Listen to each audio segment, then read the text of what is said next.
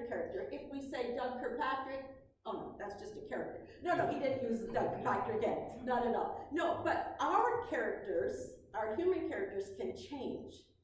But here's I love this. God's character can never change. It will not, it can never change. So when we talk about the names of God, and that's what we're going to be going through this next several weeks, whatever his name is, that is his character.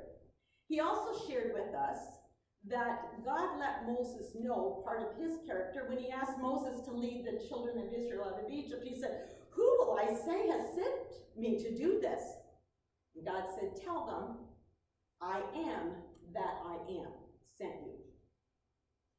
And remember Doug saying, "I am what?" I am that I am who?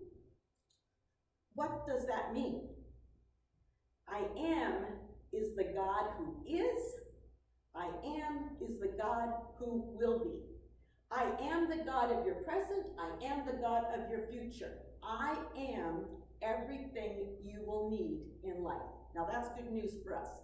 That was good news for Moses, but that is good news for us. God will be the I am to us. And so for today, we're going to look at the first name of God, and it's Jehovah Jireh. Maybe one of the more common ones that we hear, meaning the Lord will provide. Now remember, his name is Jehovah Jireh. The Lord will provide, so he must be our provider. That's his character. It can't change. His name tells us that. So for the next couple of minutes, we're just going to quickly go through some verses to remind us what he's told us in the Bible about providing. Now, we couldn't go through all of the hundreds of verses in the Bible where he tells us he will provide. But let's go through just a few of them. And after I read the verse, I want you to shout out. So this is interaction right now. I want you to shout out and tell me what the verse is he will supply for you and I. What will he provide? So ready? Ready? You're going to interact? Okay, I'm going to go sit down. Now, you're going to interact? Here we go. So I'm going to read the verse, and you'll shout out, what does that verse say he will provide? Here we go. So, consider the ravens, for they neither sow nor reap. Which, you know what? I'm ahead of myself. This is why God will provide. Let me go back. This is why God will provide. Because he tells us in the Bible, consider the ravens, for they will neither sow nor reap, which have neither storehouse nor barn. God feeds them. How much more valuable are you than the birds? Another verse that he gives us in Matthew. But the very hairs of your head are numbered. Some of us, God doesn't have to count too high. Some of us, he has to count higher. Do not fear, therefore. You are more valuable than the sparrows. So God is trying to tell us that this is why I will provide for you, because you are valuable to me. Why in the world would God send his son Jesus to the cross to die that merciful death and not provide for us afterwards? See, God says, I didn't send Jesus for the birds. I didn't send him for the vultures, the sparrows, the crows, any of them. But he says he still delights in feeding them. He still delights in providing for them, so why wouldn't he delight in providing for us? Now let's look at the verses. So, ready? Interaction. What is he saying he'll provide here? But my God shall supply all your need according to his riches and glory by Christ Jesus. All our needs. Thank you. All of our needs. Whoever said that one person, you get a gold star. If you then, being evil, know how to give good gifts to your children, how much more will your Father who is in heaven give good gifts to those who ask him? What will he give? Good things. Yeah, there you go. No temptation has overtaken you except such as common to man. So we all go through temptations, all right? That's just common to us. But God is faithful. He will not allow you to be tempted beyond what you can bear. Tempted beyond what you are able. But with the temptation will also make a way of escape that you may be able to bear it. What will he do? What will he provide? He will provide a way of escape. He's going to help us through that one. Okay, in John it says, the thief does not come except to steal, and to kill and destroy, but I have come that you may have life and that you may have it more abundantly. What does he want to provide for you? You got it. Hebrews, let your conduct be without covetousness. Be content with such things as you have. For he himself has said, I will never leave you or forsake you. What will he provide? His presence, right. Woo, come to me, all you who are labor and heavy laden, and I will give you rest. Right, he will give you renewed energy wherever you need it, emotionally, physically, whatever. He will give you renewed energy. I will instruct you and teach you in the way you will go. I will guide you with my eye. Guidance, thank you, draw guidance, direction. Blessed are those who hunger and thirst for righteousness, for they will be filled. What will he provide? Yeah, righteousness. You're hungering and thirsty. You want more of God? He'll provide it. That's all. We just have to want that. If any of you lack wisdom, let him ask of God, who gives liberally and without reproach, and it will be given to him. What will he give us? Wisdom. He will provide wisdom. This is the last one. For the Lord God is a sun and shield. The Lord will give grace and glory. No good thing will he withhold for those who walk uprightly. Oh my goodness. It is God's nature to give. It is God's nature to provide. That's what he wants to do. But we have to know it. How will I say this? We have to know it in the very inner depth of ourselves, our inner being. We can't just know that intellectually with all the verses. These are just a few of he's given us. We have to know it more than intellectually. We have to know it deep within ourselves confidently. God will provide. Why? Why? Why do we have to know it that much?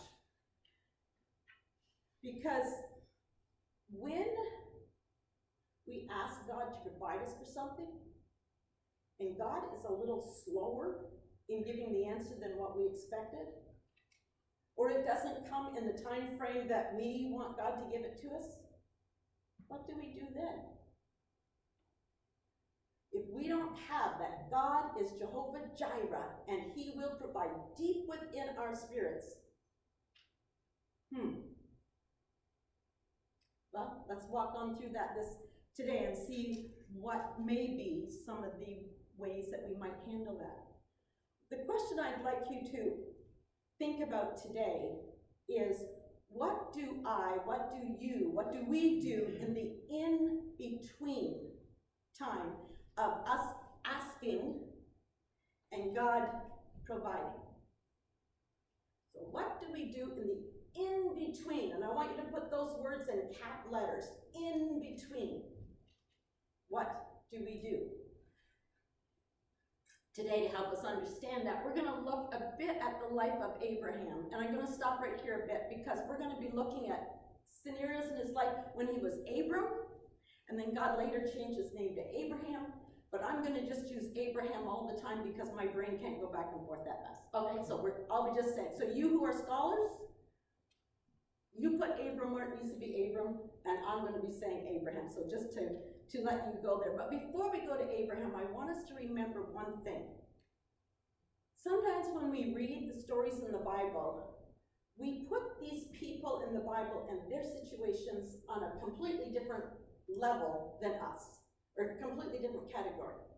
And that is not correct. We can't learn from the stories if they're like some superhuman being here. They're not. They have thoughts and emotions and actions and reactions just like us. So as we look at Abraham, I want you to put yourself and realize that I can put myself in his shoes. What would I do? He is human, I am human. God is dealing with human people in the Bible. God deals with very human people now, doesn't he? So as we look, let's start at Genesis 22. We first hear of God will provide in Genesis 22:14.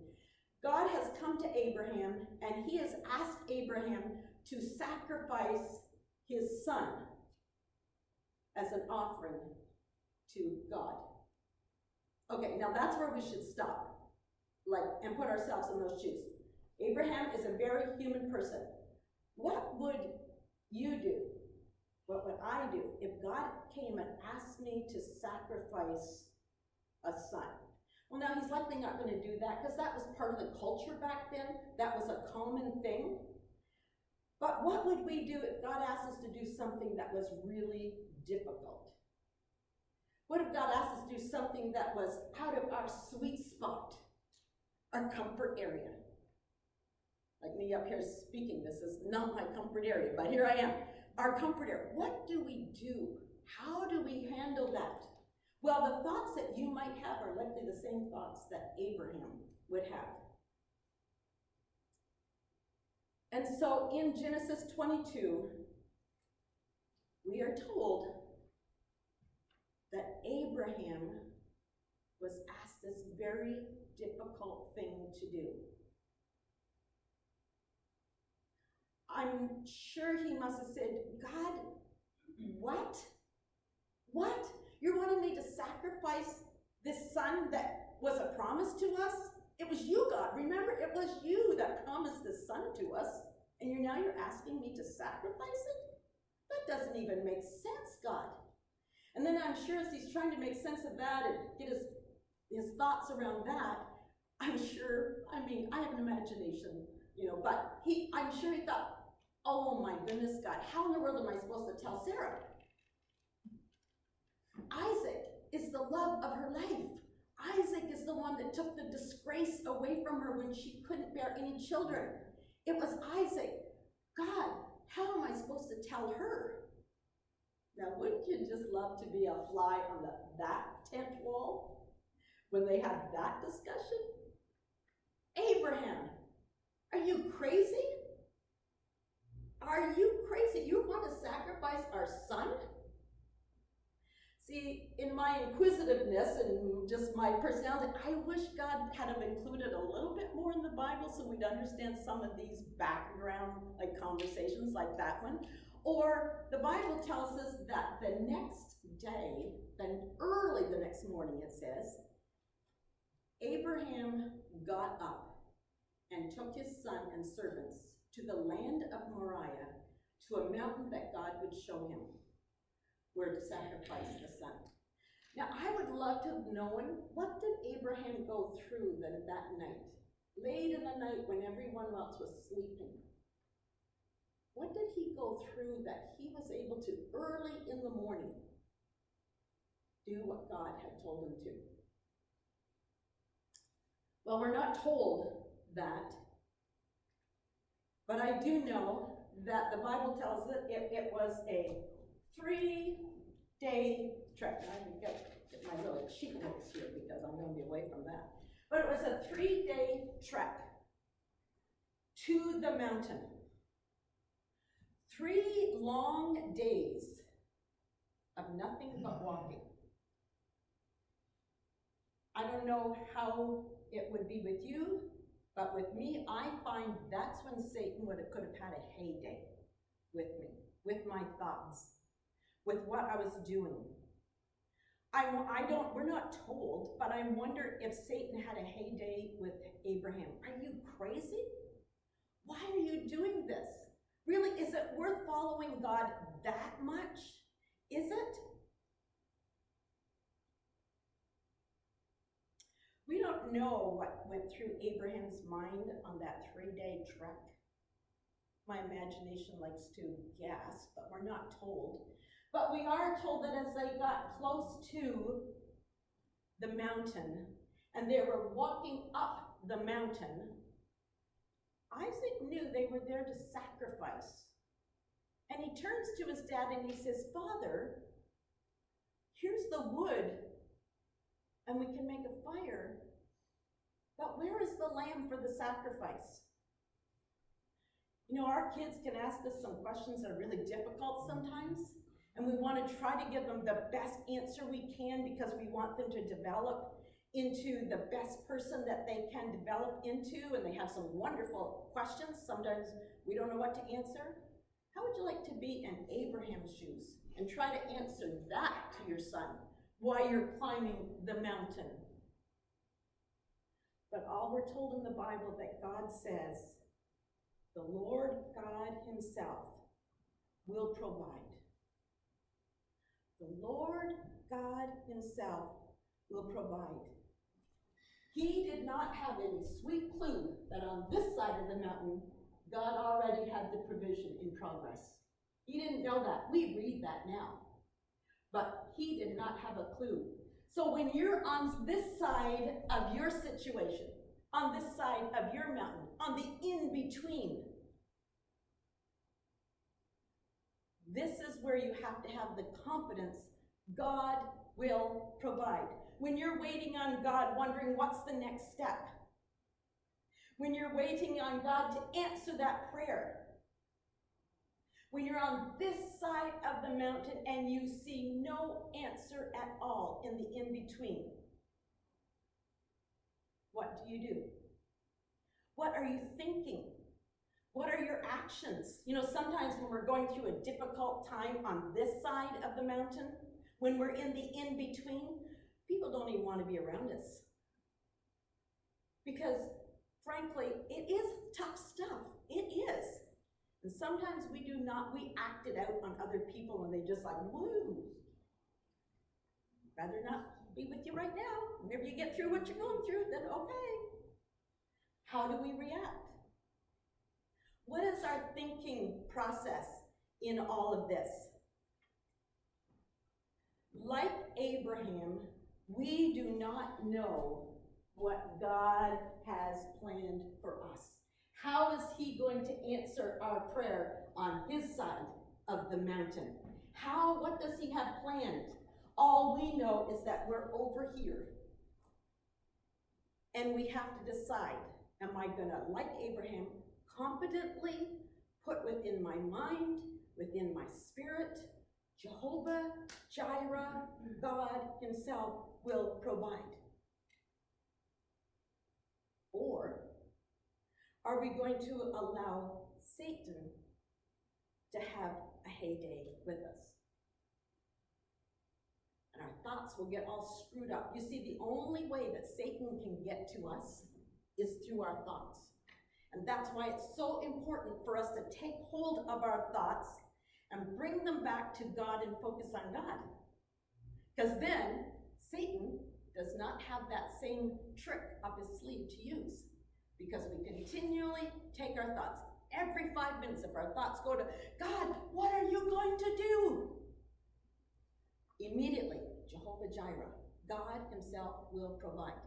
Don't let Satan have a heyday and put his toe in your thoughts and say, I will get into you by giving you things to think that aren't true. Don't let him do that. That's the only way that he can get to us. So, I want to know, what made Abraham's faith solid as he was going up this side of his situation, this side of the mountain, for him to say, God himself will provide? Think about that. Let's stop right there for a minute, because I want to go back to Abraham's life earlier. Because we want to see, is this the way Abraham worked in life all the time? We're going to find out that he did not. So Abraham, in Genesis 12, it says that his faith was strong, life was good, God had made him prosperous. Yay, that's what we want in life, yeah. But it says, in the middle of all of that, God asked Abraham to take up stake and move to a new land that he would show him.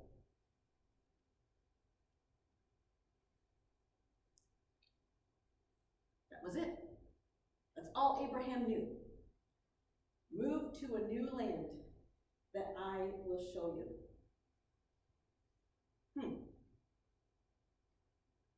Now, in our case, we might like, okay, God, let's give me a little bit more information than that one, please. But no, here was Abraham in another situation on this side of the mountain. Because I love what it says in verse 4, that he departed and started the trek just like God asked them to do. Wow. Okay. That much faith, that much confidence in a God that would provide the answer to where am I going? I don't know. It doesn't tell us in the Bible if on this side he had some of the thoughts that maybe I might have had or you might have had, like, God, I am following you, but it doesn't really make much sense right now. Or maybe the thought of, you know, God, could you tell me a little bit more about where we're going, why we're going? Why did I have to leave family? Why?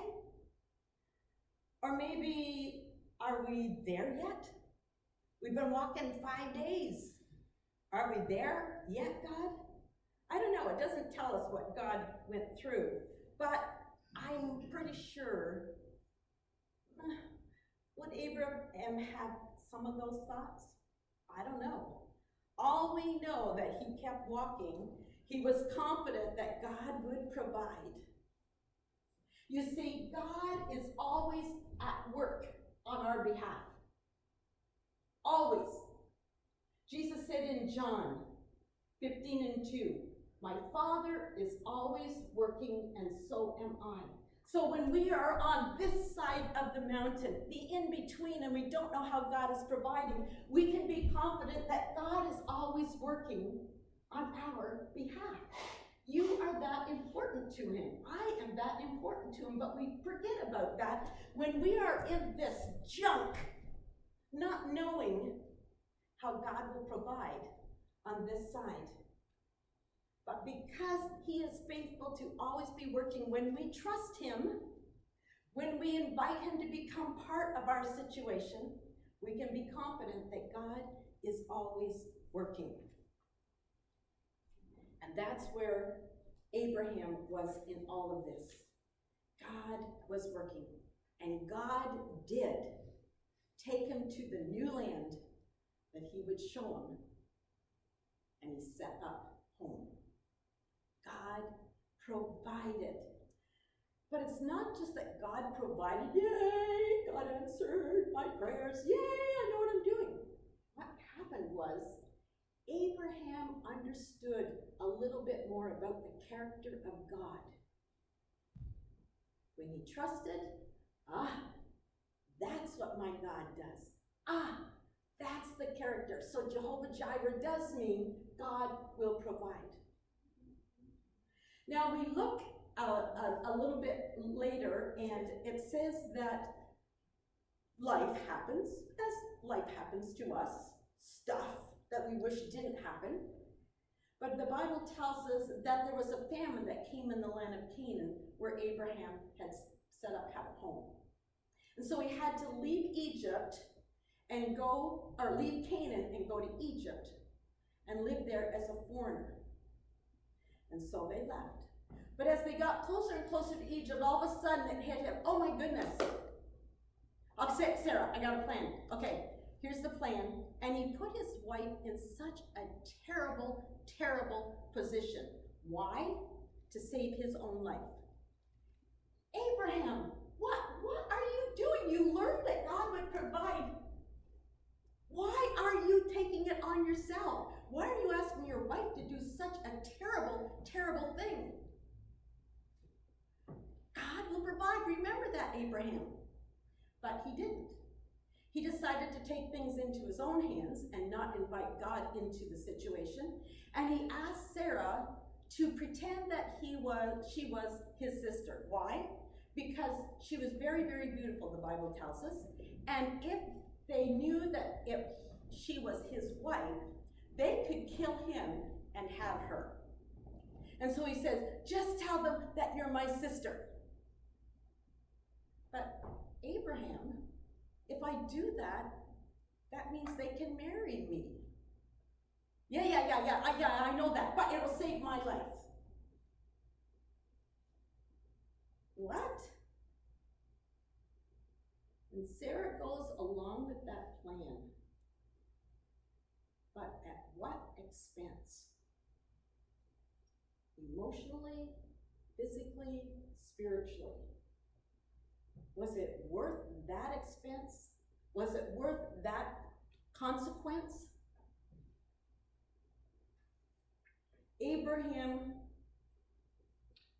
did not trust in God. We don't know what God may have had planned for Abraham on that side of his situation.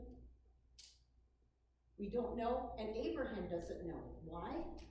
Because he stopped God's plan in his life. Out of faith, out of fear, out of selfishness, out of thinking he was God's small g, out of a lack of faith.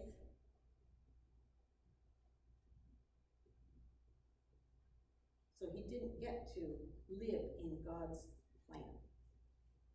You see, faith in God, trusting him, waiting on God in the in-between is a choice.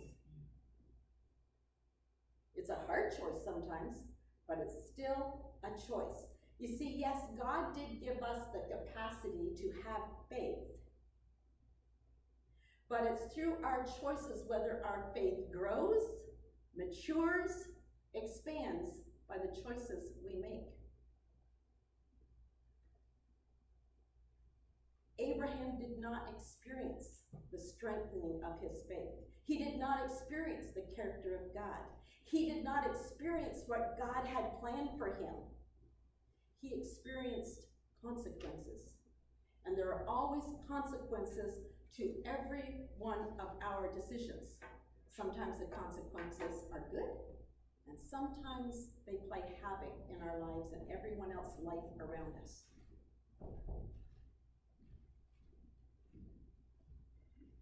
As we read on in Genesis 15, so now we're getting another little scenario of Abraham's life. We are told that Abraham is visited by God through a vision. And God is telling him, I will give you a son. Yay, really, God? Yes. Go outside, look up at the stars. Those will be the number of your descendants. You can't even count them. I will give you a son. And in Genesis 15, it tells us that Abraham believed the Lord, and the Lord counted him as righteous because of his faith. Yay, Abraham! You're getting it. You're getting it. If God says it, he will do it. God will provide. He didn't know how God would do that. He didn't know when God would do that. But he believed his God even when he didn't see the provision yet. And that's what God is asking of us. When you don't see what I'm planning yet, I am at work on this side of your situation.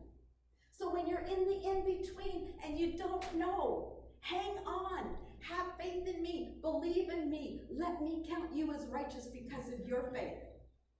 You see, faith is only faith before we have an answer. When we don't have an answer yet, it's faith. But once God gives us the answer, then it's fact. It's what God has done. So faith always works, and growth happens, and maturity happens in faith when we don't have an answer yet, and we're holding on sometimes for dear life to God, but we're holding on confident that God will provide. But, oops,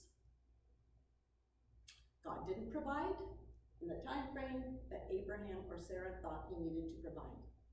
So Sarah, on this side of the situation, comes up with a plan. Abram, I want you to have a son, just like God said. So here's the plan, and Abraham went along with it.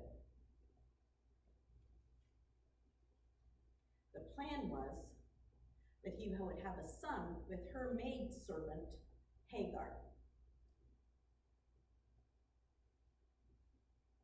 Is that part of God's plan? No, that would never be part of God's plan. But Abraham goes along with this. No, Abraham, you were learning to trust God. Why are you going back on your own thing now? Why are you listening to other people tell you what God's plan is? Why? But he did. But But what was the consequence? There was fighting, bickering, havoc in the home.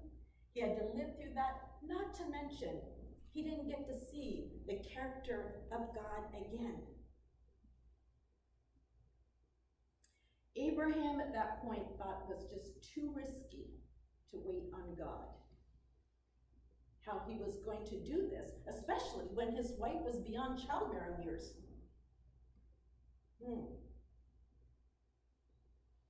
Too risky. I wonder if sometimes we think that when we're waiting. Okay, God, you don't come up with a plan. I guess I'll have to do it. Too risky to keep waiting for you. You're a little slow on the draw here, God. But when we do that, we have to live in the consequences, not that God had planned for us, the consequences that we made ourselves because of our choices.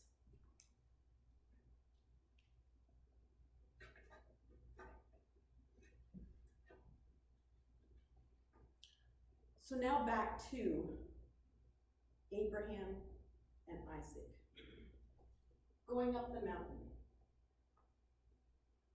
And Isaac asking his father, where is the sacrifice? We've got the wood. And God saying, I will supply. I wonder now later in his life as this was happening, if Abraham had learned from his mistakes, if he had learned from his victories, because he still had no sweet clue. Just like on the other scenarios in his life that we talked about, there was a lot more scenarios we could have picked. He had no sweet clue. But on this side, God had the ram coming up the mountain. On this side, as they were going up the mountain, not knowing what God wanted, on this side, God had the ram going up the mountain. And when they got to the top, and Abraham was just about ready, and he had his knife in the air, and God stops him at the last minute. I don't know, sometimes that happens in our life too. Don't you just hate it? I hate it. God, really? The last minute? Do you have to take it right to the last minute? Do I have to trust you that much? Yeah, you do, Rhonda. Yeah, you do. And as he is racing to do what God has asked him to do, God says, no, release your son Isaac. I have provided. See the ram in the thicket. And Abraham sees the sacrifice that God has provided that he had no idea. Can you imagine the release in his very being? But he was willing to obey God, no matter what. But God had a plan. And Abraham not only passed that trust in God, God will provide test, but he got to know God's character yet again. His character, God, Jehovah, God will provide.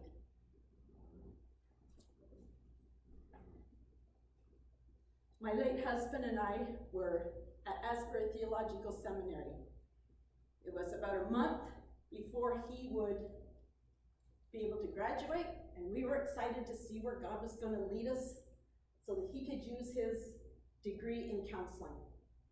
He had sent out all kinds of resumes to different places, and 5 churches had responded, and every time God would say, no, that's not where I want you. No, that's not where I want you. Okay. But now we're down to the crunch, and he's just about ready to graduate. Others in his class knew where they were going. Lloyd and I did not. We were trying in those times when we were on this side of our situation. We were praying, we were waiting, we were listening, we were waiting for God. What does he want to tell us? Because we knew God was always working on our behalf. As you see, we had just gone through the Experiencing God book, right at the best time ever. I don't know whether you've ever done that study, but it was amazing, and God knew we would need it for this time. We were just going to, so we knew God would be providing. He would be working on our behalf, but when we were on this side, we had to continually, when our thoughts would go to anxious, continually bring our thoughts back to focusing on God. He will provide. Maybe at the last minute, but He will provide. You are our God, Jehovah Jireh. But about 2 nights before we were to be out of our apartment, Lloyd woke up and he was so anxious. And he said, God, I've sent all these resumes out and they have the phone number of this apartment. No cell phones back then. They have all the numbers of this apartment, and they'll be cutting off the phone in 2 days. How will anyone be able to get a hold of me? And he told me in the morning that God took him through different scenarios of where God had provided for us. And he said he laid back down and peacefully went to sleep. God will provide. We can believe that even before we have the provision. So the day came and we packed up the truck, and we knew that we would be moving out that day. And just as we were just about with the truck all packed, our phone rang. And it was a pastor from Indianapolis. He had not sent a resume to this pastor, but another person had told him about Lloyd. And so he phoned Lloyd. And so the rest of us were, as we were putting the last things in the truck, we were stepping over Lloyd because he was laying on the floor. No chairs were left in the apartment, and he was having his interview on the floor with Pastor Mark. When they got done the interview, Pastor Mark wanted to know if we could drive to Indianapolis the next week to meet with the board. Sure. Now we had to keep our emotions under guard because God had already said no to 5. So we just couldn't assume because we were done, okay, we'll just take this one because, we got to have something. No. We had to know that God was leading us here. So we went up in the interview with the board, and when we came out, I looked at Lloyd and he said, yep, I see it in your face. This is where God's sending us, right? I said, what do you think? He said, yep. So I just know in my spirit, this is it. Now the board had told us they wouldn't be able to tell us for several weeks whether we had that position or not. We didn't care. We knew that God had said yes, so we would wait until they told us yes. That's actually where we met Doug and Michelle for the first time. It was in the church in Indianapolis. And God did provide. That is the place that we went. We had to remember that on this side of the mountain, in the in-between, God had not left us. It felt like, God, really? Come on, 2 days we'll be out of the apartment. No. I'm always working on your behalf. Hold on to me, not to those strange thoughts that Satan tries to give you. Hold on to truth. I am the provider. And then we get to experience God's character in our lives, and our faith grows.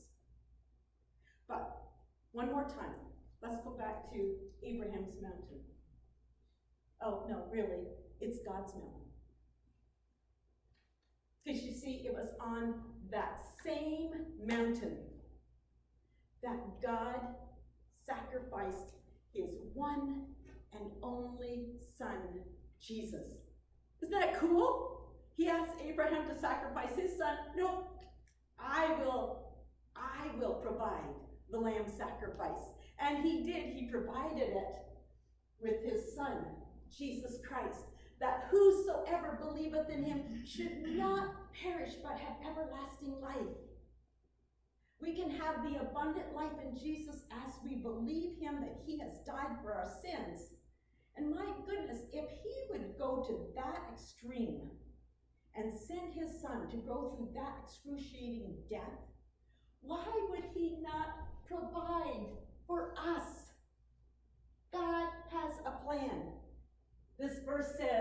Romans 8:32. He who did not spare his own son, but gave him up for us all, how will he not also with him graciously give us all things? God is our I am that I am. I am the God of today. I am the God of your tomorrows. I am the God that will give you what you need. I am your Jehovah Jireh. I will provide. If we trust him, if we invite him into our situations, so that heaven can intersect what we are going through. But it comes down to yours and my choice. When it gets really tough, will we keep believing Jehovah Jireh, Jehovah Jireh, God will provide, God will provide. Will we keep believing that? Or will we do our own thing, act our own way, react the way we always do? No, God will provide. I don't know. I said to Doug this morning, I think this is a message that I'm going to live over and over in my mind that God gave me. Because there's always things in our lives that we have to trust him for. I know maybe he spoke to you this morning as he did to me during the week. Is there some area in your life that you need to, again, let it be part of your ingrained in your spirit? Your God, he will provide. He's always working on your behalf. Always. Maybe you'd like to just take a couple of minutes right now. You can do it right where you are. You can come to the altar if you want. But we're going to stop for a few minutes before we sing the last song. Maybe there's something that you need to tell God. Maybe there's something God wants to tell you.